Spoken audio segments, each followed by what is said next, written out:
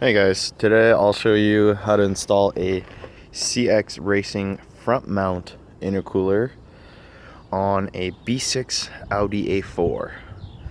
So it can go from 2002 up to a 2005. I will be assuming that the B5 series is roughly the same, but don't quote me on that. So first steps are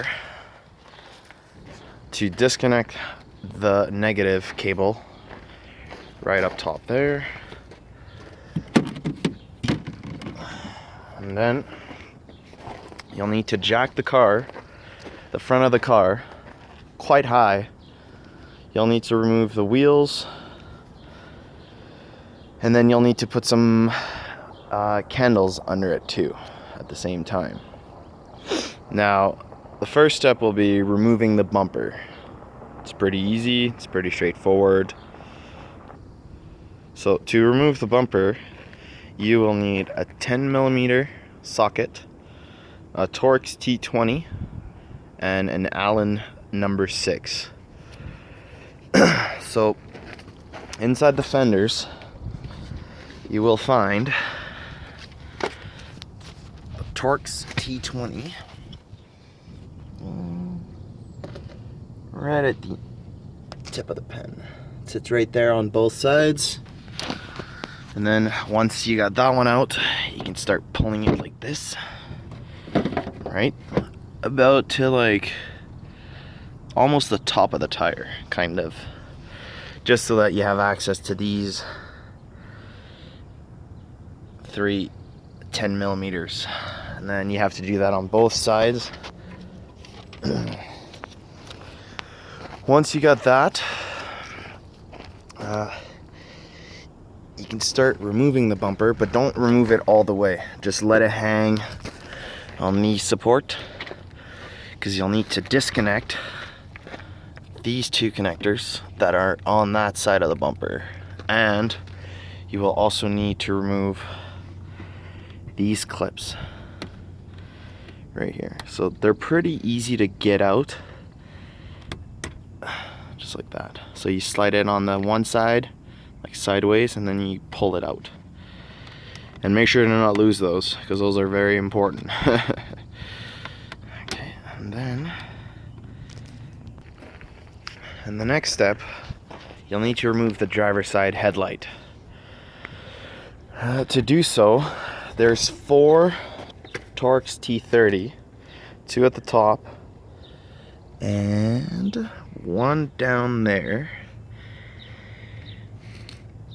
and then the one way back there, just right next to the power steering cap. And then under that, there is this bracket that you have to remove those 2 Torx T30, so that it'll give you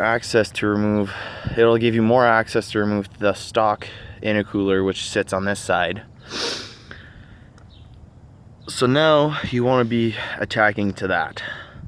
So you'll need a Torx T45, so you can remove 2 of the 3, and then you can leave this one just a few threads in, and then there's that 10mm up there.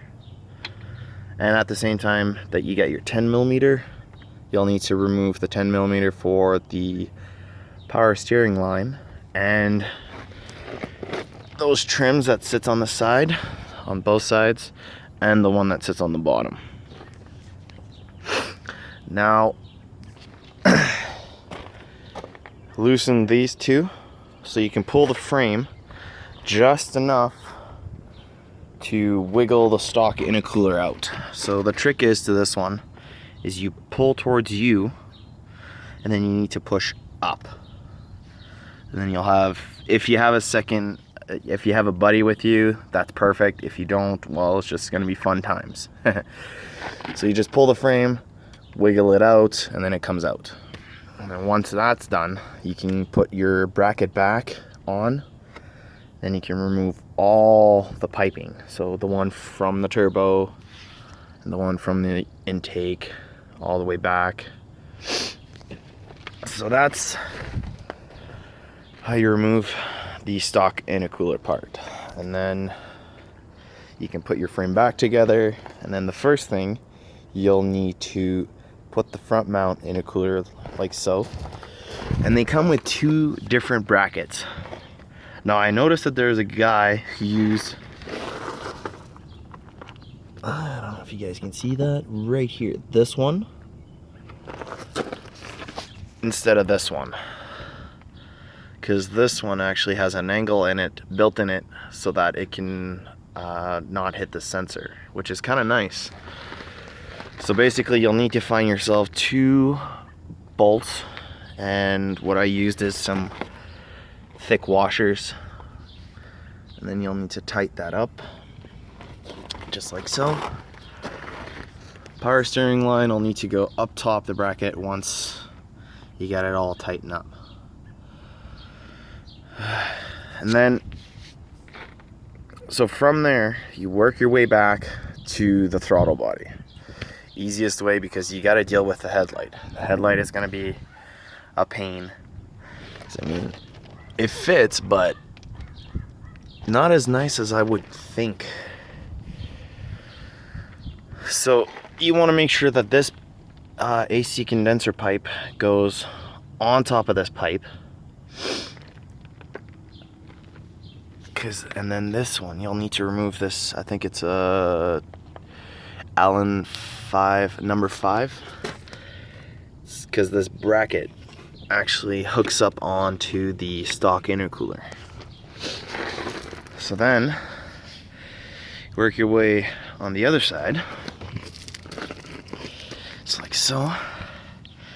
As you can see, I don't have the secondary air injection pump, so that's garbage, obviously. So what you'll need is basically like this pipe right here. You'll need about like 5 to 6 inches of a 1-inch diameter pipe. So it goes from the, what's it called again?